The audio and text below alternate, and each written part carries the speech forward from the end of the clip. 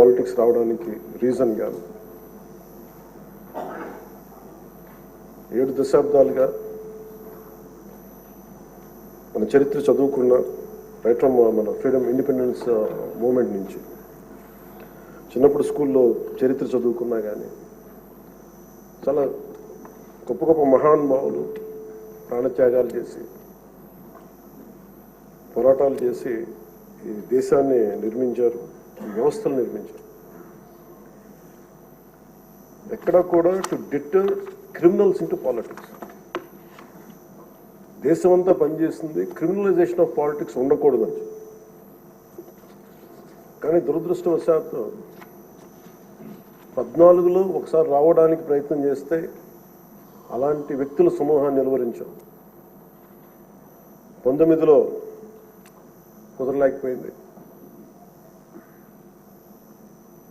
19 to 24 అప్పటి ప్రభుత్వం it's an ఎపిటమ్ of criminalization of politics. గౌరవ ముఖ్యమంత్రి గారు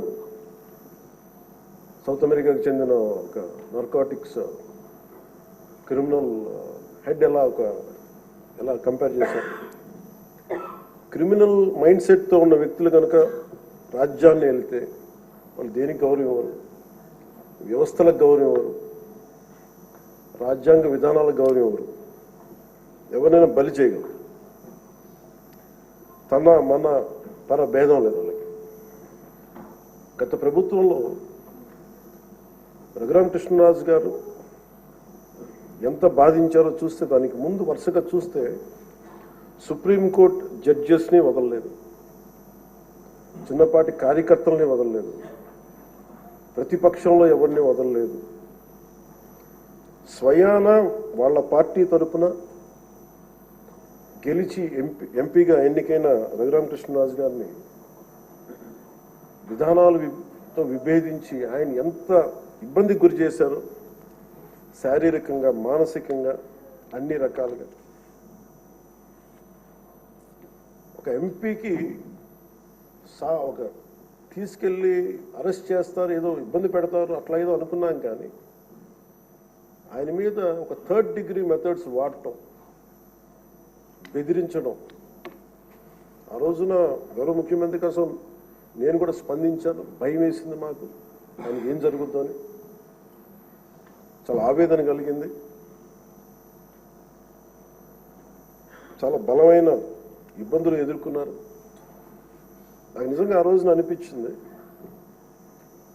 క్రిమినల్స్ కనుక రాజ్యాలు వెళ్తే ఎలా ఉండదు, ఎలా ఎదుర్కోవాలి. సో ఈ ప్రభుత్వం తాలూకు వ్యతిరేక ఓటుని చీలనివ్వకూడదన్న నా ఆకాంక్ష ఈ రోజున మిమ్మల్ని ఈరోజు డిప్యూటీ స్పీకర్ పదవిలో చూస్తుంటే నిజంగా నేను ఆ రోజు నా ఆవేదన, నా ఆక్రోశం ఈరోజు మీ రూపంలో డిప్యూటీ స్పీకర్గా మీరు ఉండటం నాకు నిజంగా చాలా చాలా ఆనందంగా ఉంది.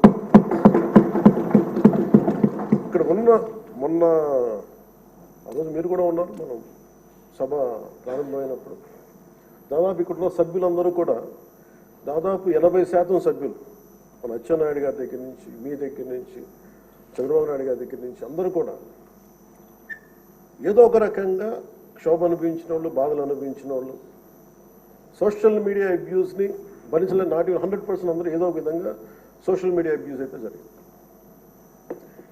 ఇలాంటి పరిస్థితుల్లో మనందరం కలిసికట్టుగా ఉండి ప్రజాస్వామ్యాన్ని కాపాడినందుకు మనస్ఫూర్తిగా ఈ సభకు నేను మనస్ఫూర్తి ధన్యవాదాలు చెప్పుకోండి మీతో.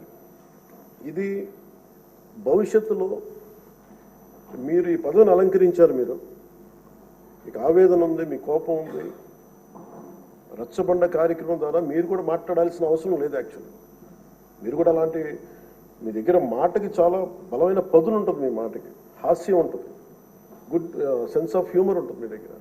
కానీ రచ్చబండ అనే ఒకటి కార్యక్రమం మీరు ప్రారంభించాలి అంటే ఎంత విసిగిపోతే మీరు ప్రారంభిస్తారు, ఎంత నిస్సహాయత ఉంటే ప్రారంభిస్తారు. నేను చాలాసార్లు అనుకుని ఇంత అడ్డగోలుగా క్రిమినలైజేషన్ ఆఫ్ పాలిటిక్స్ జరిగితే ఎవరు రారాని అనుకునేవాడిని. నేను ఎప్పుడు ఒకటే నమ్మాను, సైంటిఫిక్ మన న్యూటన్స్ థర్డ్ లా